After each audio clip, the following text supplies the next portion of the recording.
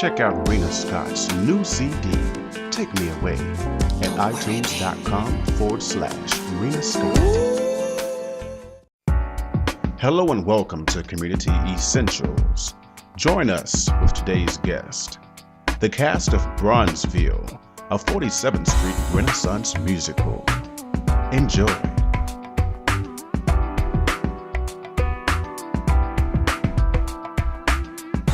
Something is happening to me.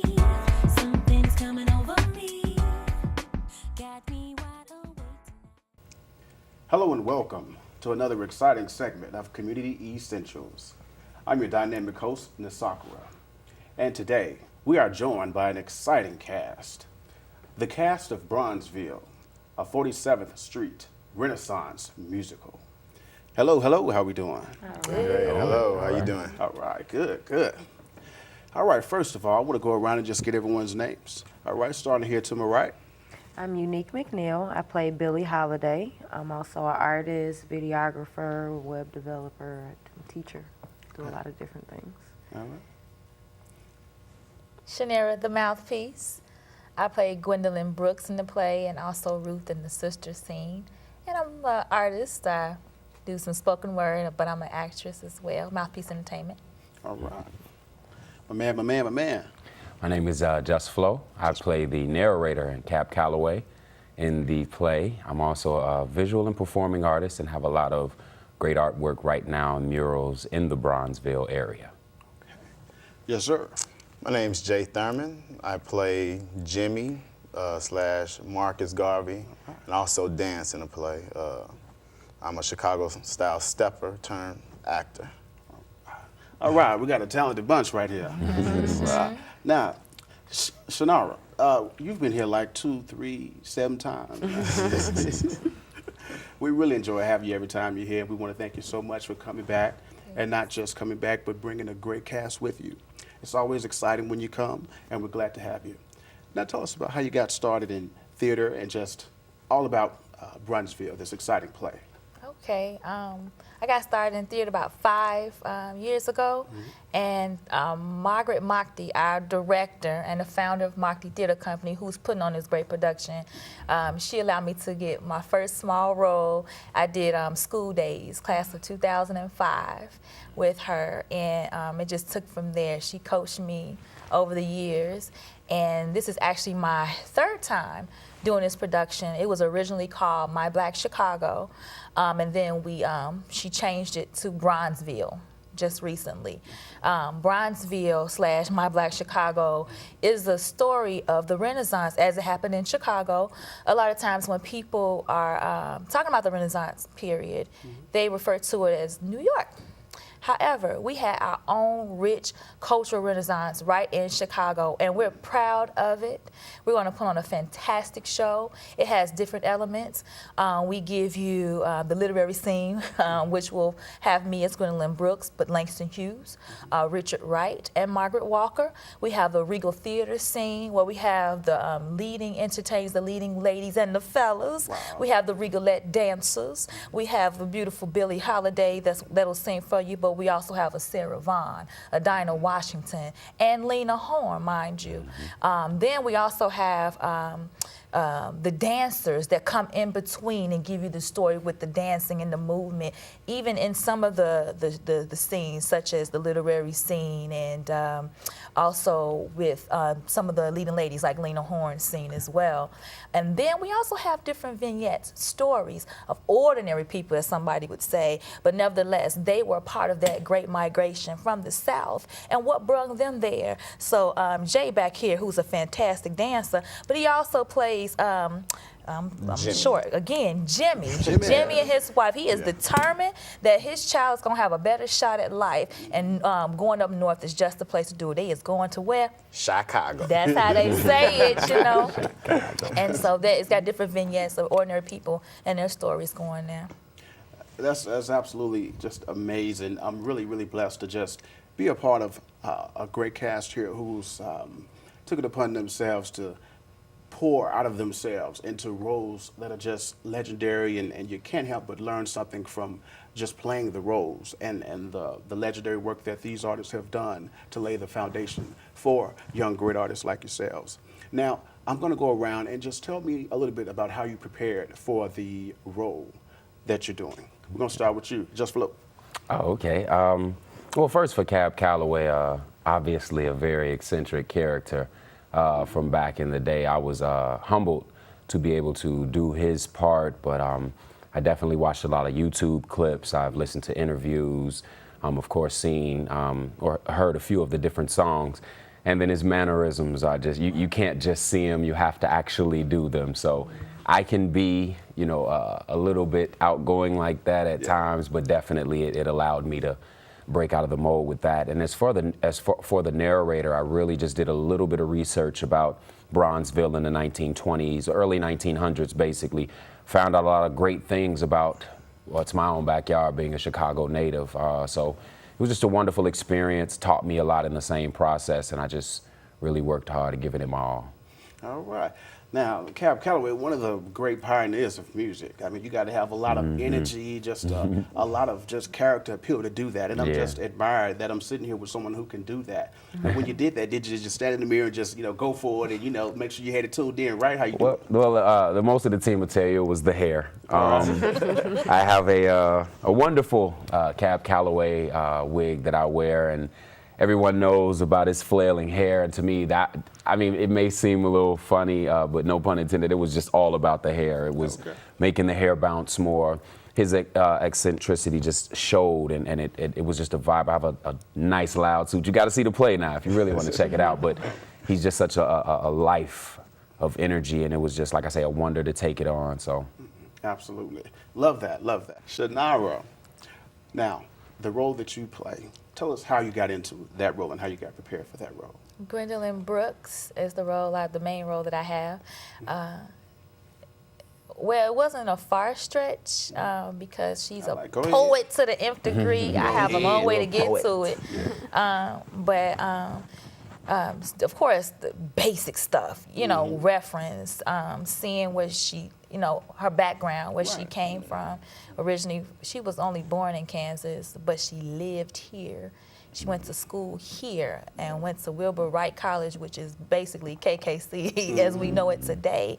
And even though she got those basic backgrounds in education, she's such an eloquent, articulate, mastermind writer. And she was here. She wrote for the Defender. I mean, these are still staples that we have here in our community. She was there. Absolutely. You know what I mean? And so just knowing like that, how sacred that is. And not necessarily trying to imitate who she is.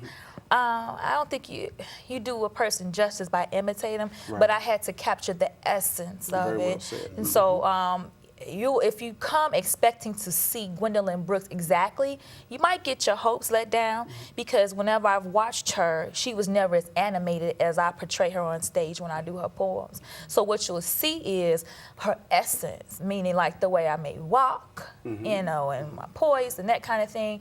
But when I open my mouth and deliver the poems, that's tinged with Shanara's style, if you will, and my interpretation of the poems that, you know, that I'm portraying for her. Well, I have to say that I've seen your work, and everything that you do, you carry an essence about yourself with it. When I look at your performances, I see Chicago in them, and the way that you exude, you know, and just your showmanship. So in this character, I have no doubt whatsoever that no one would be disappointed. Thank you. All right, Miss Uneq'a, you're welcome. Tell us about the role that you play and how you got prepared for it. Well, I play Billie Holliday. Well, first off, I've been studying Billie Holliday because I'm a vocalist as well. So she's one of the many vocalists that I've studied over the years, especially during the jazz era. So fortunately, I knew some of her material and the material I was asked to sing. This play did make me pay a little bit closer attention to her in terms of her life, some of the troubles that she had that led her, you know, in the direction that it led her in. So I had to kind of tap into my inner pain to be able to kind of tap into her inner pain, and also just acknowledging the just the song that I'm singing, Strange Fruit, and what a staple it was during that time era, and what, you know, a trailblazer she was in terms of, you know, being bold enough to sing songs of that nature, you know, to complement what else was going on during the Renaissance period. Well, that's excellent. I can see that you did a lot of research for your role, and that's very impressive. And also the fact that you're playing someone that's legendary, you took the time to learn it. And it's not easy to pour yourself into your work, especially when you're doing a role that requires you to draw from your own pain. So that's to be commended. Thank you, Uneq'a. Thank you. Now, last but not least, you play the legendary role of Marcus Garvey. Tell us about how you got prepared for that role. Well, I did a lot of reading, YouTube. He was a phenomenal powerhouse. I really didn't know the detail until I got cast for the character. But in doing my research, I had the chance to take a trip to Jamaica, where he was from, and just to hear the dialect a little better, you know.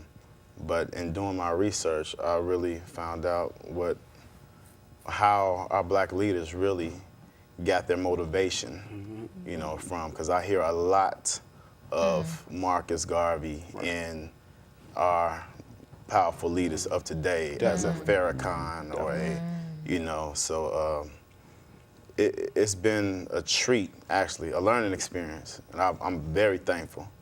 You know, in the past, I had always only played kind of a comedic roles. So this was more of a serious and a turn, but I'm enjoying it, enjoying every moment of it. Well, that's excellent. I mean, that says that you have a good range to be able to do the many things you do. You dance, you know, you can do some humor, but you can also go after a serious role, such as one of Marcus Garvey. Yeah. You know, and that's just to be commended, because it says a lot about the character, you know, that you're willing to learn about the history of who put everything in place for us. So that's to be commended. Oh, Thank yeah. you, Jay. Thank you, thank you, thank you. Now, we want to learn, you're very welcome. We want to learn a little bit more about this theater, the founder of this theater. Tell us about that. No problem. Her name is Margaret Mockty, and she's the founder and the director of Mockty Theater Company, which, like I said, I got involved with back in 2005. Margaret, she's a fantastic acting coach, and I've been blessed to have some of her coaching throughout the years. She has put on such plays again as School Days, Class of 5. She's done The Wiz. We put on Daughters of the Mock, which I did the lead role for that. We also did A Raisin in the Sun. Am I leaving anything else out? I just remember the ones I was in. Dreamgirls? Dreamgirls was not through her, so I'm sorry about that. But again, those are big ones. And Mockty Theater Company is the basics. Help me out if I'm wrong. Is not just entertaining, but they try to sneak in some lessons. And she's adamant about real acting chops and on stage or whatever. So it won't be, unfortunately, what's traditionally seen in black theater in our neighborhoods. She wants to make sure that people are getting a true sense of real talent when we go on stage. So you're gonna work when you come to Mockty Theater Company, and you're gonna get more than what you pay for our show. I get this vision of Felicia Rashad's sister, the dancer, when you say you got to work on that movie Fame. Fame! Right. Sweat! There you go. Right. Now I want to know about some of the most challenging as well as some of the most fun things of just doing theater and what you do. We can start with Uneq'a. Okay. I wouldn't say this was challenging, but one of the fun things that Just Flo and I got a chance to do was be part of the set design. He actually designed certain elements of the set, and I helped, you know, kind of put it together and threw out some ideas. So that was pretty fun, just in terms of seeing some of your work large scale and seeing how it can interact in the scene.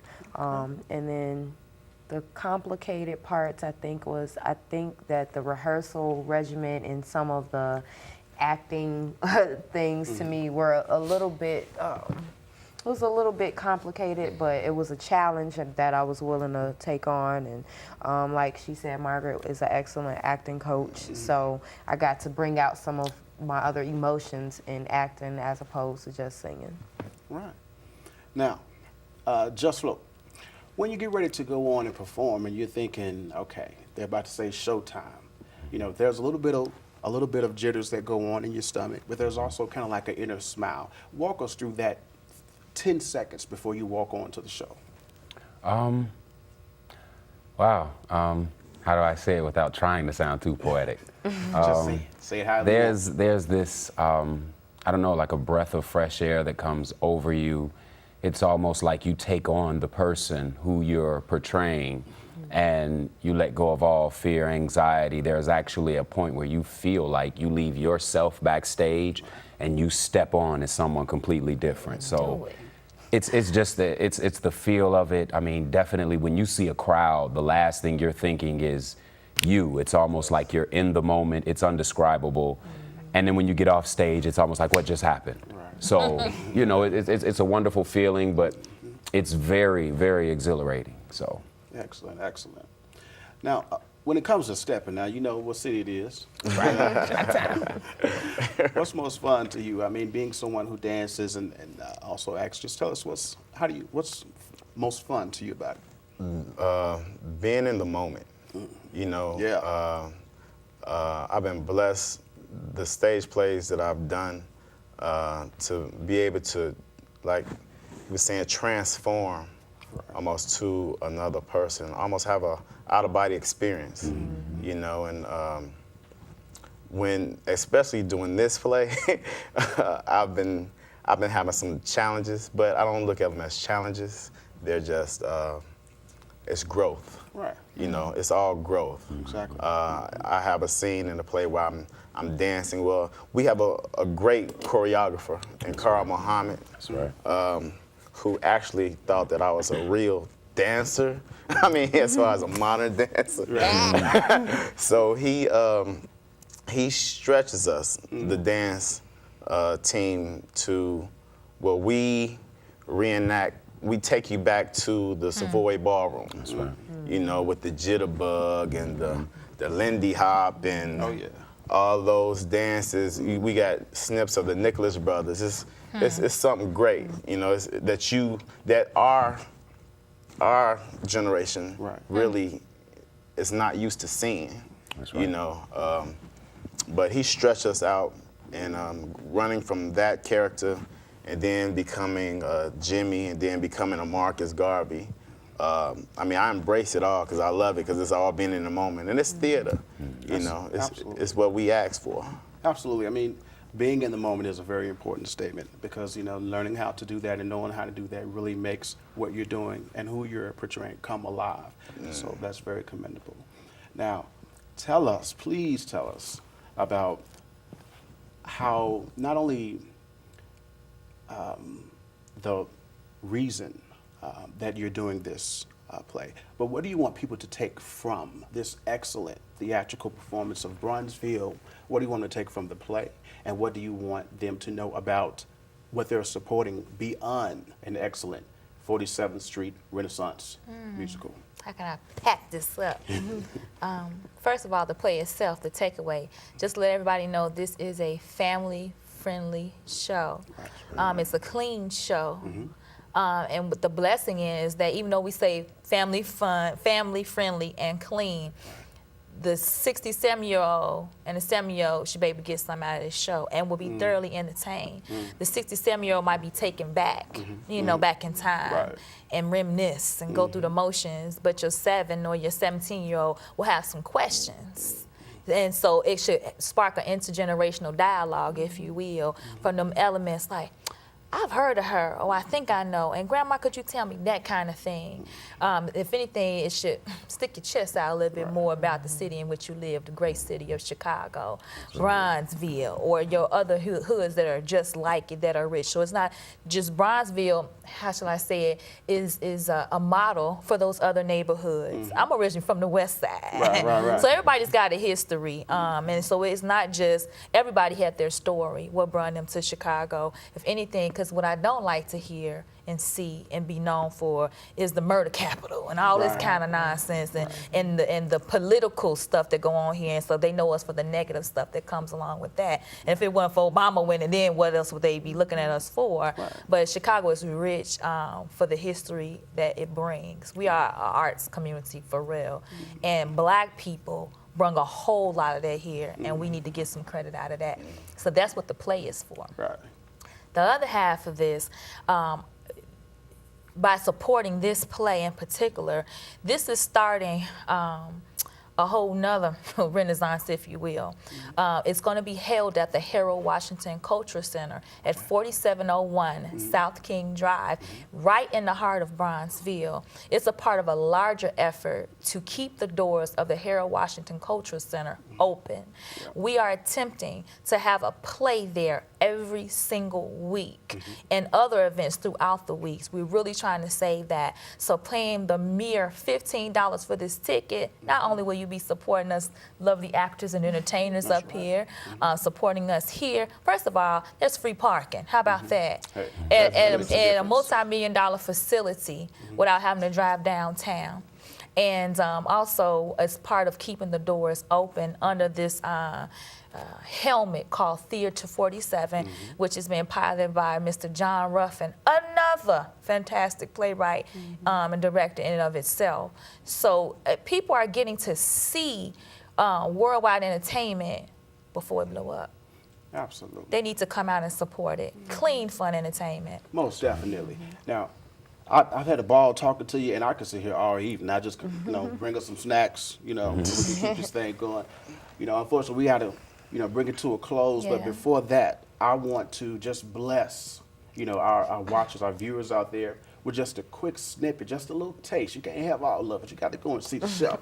We want to bless you with just a quick snippet, just a few seconds of what you do. So I'm going to let you direct them and just give us a little peeks. If I point, we're going to snip. Can we do that? Announcer, can you bring us in with something? Boom, with your beautiful bass. From the narrating standpoint, I do a piece called Headed for Greatness, and just a small piece of it goes, I will not be backed into a corner by the grips of a mentality that's lost.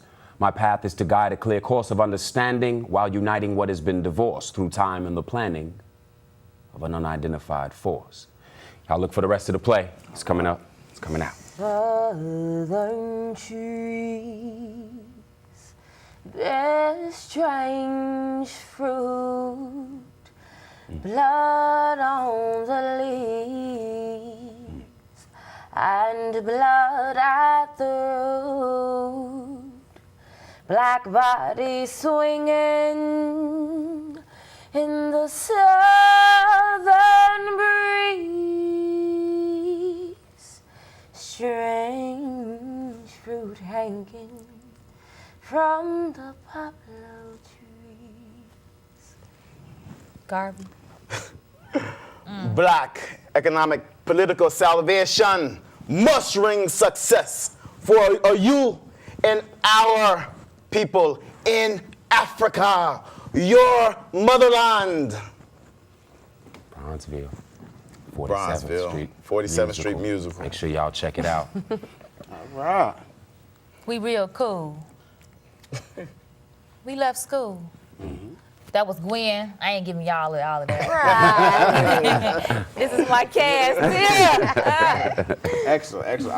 I am very, very just blown away with the talent that I'm seeing sit here before us, each and every one of you. I have to commend all of you for just bringing your craft to Community Essentials and sharing it with us, and thank you. You definitely have to come back and join us again on the show. We want to see more of you. We want to hear about and keep up with you, and I'm sure the lovely Shanara will keep us posted on that.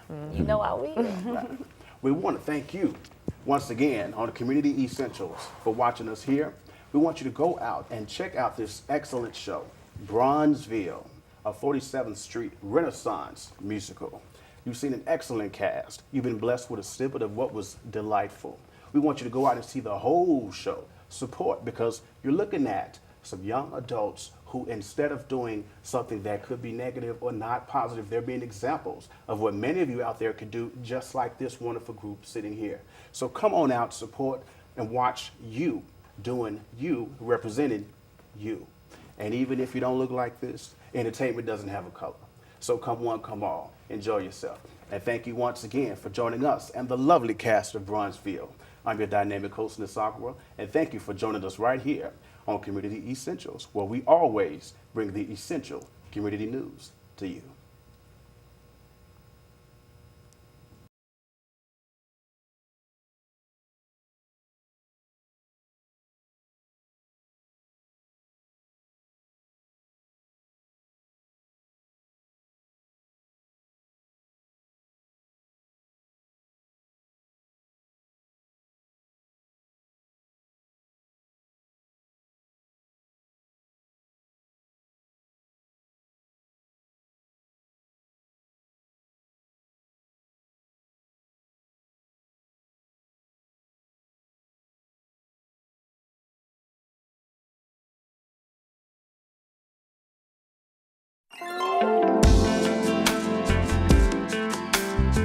Don't worry, baby.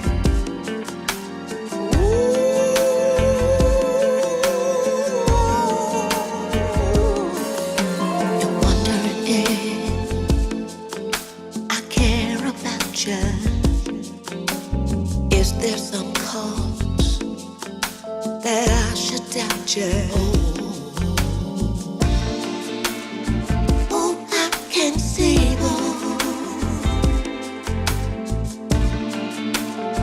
that you don't know me very well.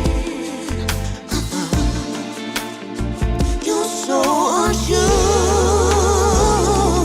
and you run here and there, to ask my feelings, Friends only guess, they can't see really. Oh, don't ask my neighbor.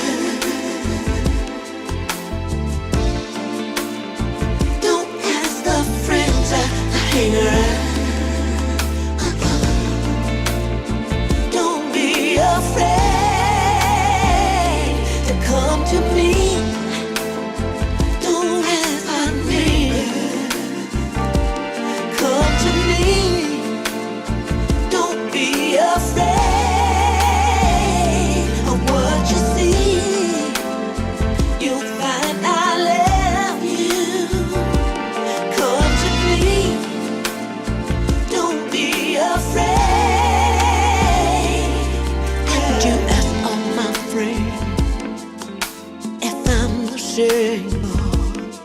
But you don't understand. You think I'm changing. But ooh,